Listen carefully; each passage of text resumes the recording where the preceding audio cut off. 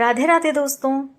आप सभी ने एक कहावत तो सुनी होगी कि लातों के भूत बातों से नहीं मानते। आज की कहानी इसी कहावत पर आधारित है। एक नगर में एक राजा राज्य करता था। उस राजा की आदत थी कि वो रोज सुबह शाम अपने घोड़े पर बैठकर अपने राज्य का एक चक्कर लगाया करता था। अब राजा एक दिन घोड़े पर बैठकर राज्य में घूमने के लिए निकला। जब वो सुबह जा रहा था तो उसे रास्ते में एक गडरिया और उसके भेड़ बकरियां दिखीं। उसमें एक सबसे छोटा जो मेमना था, भेड़ का बच्चा, वो चर रहा था। राजा उन्हें देखते हुए आगे निकल गया। जब शाम को राजा वापस लौट कर आया तो उसने देखा कि वो ही भेड़ों का बकरियों का झुंड था और वो ही मेमना चर रहा था। फिर दूसरे दिन जब राजा अपने घोड़े पर बैठकर रवाना हुआ तब भी रास्ते में उसे वो ही भेड़ बकरियां मिली और वो ही मेमना चरता हुआ दिखा। शाम को जब राजा लौट कर आया तब भी उसे वो मेमना चरता हुआ ही दिखा। ऐसे कई दिन बीत गए। कई बार अधिकतर राजा को वो मेमना चरता हुआ ही दिखाई देता। राजा इस बात को देखकर इतना सोच में पड़ गया कि ये क्या बात है, इतना नन्हा सा जीव है और जब देखो तब ये चरता ही रहता है, क्या इसका पेट ही नहीं भरता। एक दिन उसने अपने घोड़े को रोककर उस गडरिये से कहा, क्या तुम मुझे अपना ये मेमना दे सकते हो? अब राजा प्रजा से कोई चीज मांगे और प्रजा इनकार कर दे, ऐसा तो हो नहीं सकता। गडरी ने खुशी खुशी वो मेमना राजा को दे दिया। राजा उसे लेकर महल में आ गया और उसने दूसरे दिन जब सभा लगी तो सबसे घोषणा कर दी कि ये छोटा सा जीव, नन्हा सा जीव एक मेमना है। यदि कोई इसका पेट भर देगा तो मैं उसे 5 गांव इनाम में दूंगा और अपने दरबार में उसे मंत्री बना दूंगा। अब पूरे गांव में ये खबर फैल गई। पूरे गांव में और आसपास के गांव में इस बात की मुनादी करवा दी गई। आसपास के गांव से और उसके राज्य से बहुत सारे लोग आ गए। भीड़ पर भीड़ इकट्ठा हो गई। राजा के महल में आम जहां सभा होती थी वहां लोगों का बहुत सारा हुजूम उमड़ पड़ा। अब राजा के मंत्री देखकर परेशान हो गए कि 5 गांवों के लालच में तो लोगों की भीड़ पर भीड़ आ रही है। राजा से उन्होंने मंत्रणा की कि महाराज, इस तरह से तो ये काम नहीं हो सकता। राजा ने उन्हें आज्ञा दी कि तुम्हें जिस प्रकार सही लगे वैसा करो। मेरी शर्त यही है कि मेरे मेमने का पेट भरना चाहिए। जो इसका पेट भर देगा उसे मैं 5 गांव में इनाम में दूंगा। अब सेनापति ने और मंत्रियों ने बैठकर आपस में विचार विमर्श किया और उन्होंने सोचा कि सबकी एक सूची तैयार की जाए। प्रतिदिन का एक व्यक्ति आएगा और एक दिन के लिए वो मेमना अपने घर ले जाएगा। दूसरे दिन दूसरे व्यक्ति का नंबर होगा। इस तरह से भीड़ भी नहीं पड़ेगी और सबको अवसर मिलेगा। अब इस तरह से प्रतिदिन एक एक व्यक्ति आता, उस मेमने को अपने घर लेकर जाता और ढेर सारा खाना खिलाता, ढेर सारा चारा फूस जो भी होता वो उसे खिलाता। फिर शाम को जब वो वापस लौट कर आता राजा के महल में मेमने को लौटाने के लिए, तो जैसे ही उसके सामने घास का गट्ठर डाला जाता, मेमना उस पर टूट पड़ता। राजा कहता, ये लो, ये तो भूखा ही है, इसका तो पेट ही नहीं भरा।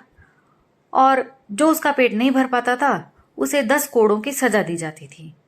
राजा की शर्त यही थी। अब ऐसे करते करते पूरे गांव के वासी जो जो भी इसमें दिलचस्पी रखते थे, सब ने उस मेमने को ले जाकर बहुत कोशिश कर ली, लेकिन कोई उसका पेट नहीं भर पाया। आसपास के गांव के भी कई लोग आए।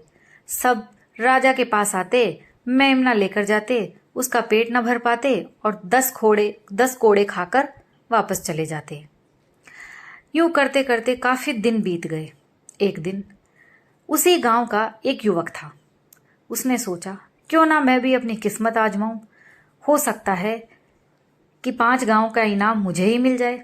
उसकी पत्नी ने उसे समझाया कि बेकार है, जाने दो, सबकी तरह तुम भी कोड़े खाकर ही वापस आओगे, कुछ लेना देना नहीं है, अपने घर का काम करो और मस्त रहो। लेकिन वो नहीं माना। उसने सोचा कि भाग्य आजमाने में क्या बुराई है। वो खुद को थोड़ा चतुर समझता था। वो गया राजा के महल में और उसने राजा का जो मंत्री था उससे उस मेमने को मांग लिया और अपने घर ले आया। घर लाकर उसने दिमाग से काम लिया। घास तो उसने बहुत सारी इकट्ठी कर रखी थी। जैसे जैसे ही वो मेमना घास की तरफ बढ़ता, वो एक डंडा लेकर बैठ गया। जैसे ही मेमना घास की तरफ जाता, डंडे से उसके सिर पर मारता। मेमना फिर पीछे भागता। थोड़ी देर बाद फिर मेमने को भूख लगी, फिर वो घास की तरफ बढ़ा, फिर उसने डंडे से मारा। सुबह से शाम तक उसने कई बार कोशिश की मेमने ने कि वो कुछ खा सके, लेकिन जो डंडे की मार थी उससे वो आगे नहीं बढ़ पाया। एक दाना तक उसके मुंह में नहीं गया। भूख से बेचारा बेहाल हो गया, पेट उसका चिपक गया, लेकिन उसने एक दाना भी नहीं खाया, क्योंकि उस व्यक्ति ने उसे खाना ही नहीं दिया। अब जब दूसरा दिन हुआ तो वो मेमने को लेकर चल पड़ा राजा के महल में।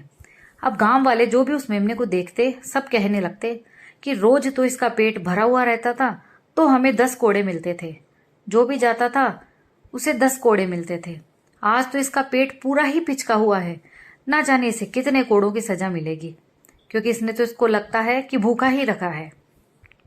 लेकिन फिर भी वो मस्त राम अपनी मस्ती में चलता ही जा रहा था, क्योंकि उसे अपनी योजना पर पूरा भरोसा था।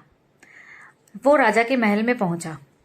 उसने राजा से अर्जी लगाई, महाराज, आपके मेमने को मैंने भरपेट खाना खिलाया है। अब आज तो इसे किसी भी हालत में भूख नहीं लगेगी और ना ही ये कुछ खाएगा। राजा ने कहा, देखते हैं।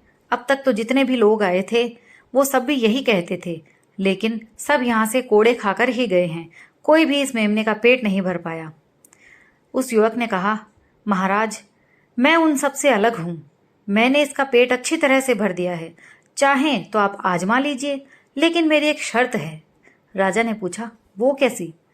उसने बताया कि मेरे सामने ये मेमना कुछ भी नहीं खाएगा। मैं यहां से चला जाऊं उसके बाद मुझे नहीं पता, लेकिन मेरे सामने ये कुछ भी नहीं खाएगा। राजा ने कहा, ठीक है, तुम्हारी शर्त मंजूर है।